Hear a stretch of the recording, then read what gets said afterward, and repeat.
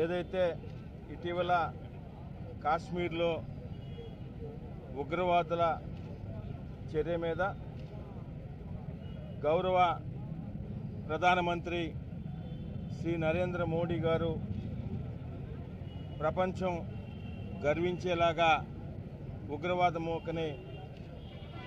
మట్టు పెట్టడం కూడా మీ అందరికీ తెలిసిందే. అయితే ఈ ఉగ్రవాదుల దాడిలో చనిపోయిన కుటుంబాలకు నెల్లూరు రూరల్ నియోజకవర్గం కూటమి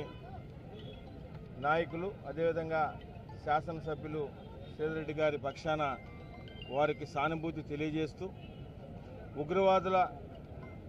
వ్యతిరేక ఏదైతే చర్యలు చేపడుతున్నారో ఉగ్రవాదులకు వ్యతిరేకంగా గౌరవ ప్రధానమంత్రి నరేంద్ర మోడీ గారికి అదేవిధంగా భారతదేశ ప్రభుత్వానికి మరియు ముఖ్యంగా నిరంతరం మనం ఈ విధంగా ఉన్నామంటే కారణమైన సైనికుల సోదరులకి సంఘీభావంగా ఏదైతే గౌరవ ముఖ్యమంత్రి చంద్రబాబు నాయుడు గారు కానీ ఉప ముఖ్యమంత్రి పవన్ కళ్యాణ్ గారు కానీ యువనేత నారా లోకేష్ గారు పిలిపించారో దానిలో భాగంగా ఈరోజు నెల్లూరు రూరల్ నియోజకవర్గంలో తెలుగుదేశం జనసేన బీజేపీ నాయకుల ఆధ్వర్యంలో శాసనసభ్యులు సేదిరెడ్డి గారు సమక్షంలో ఈరోజు ఈ తిరంగా యాత్రని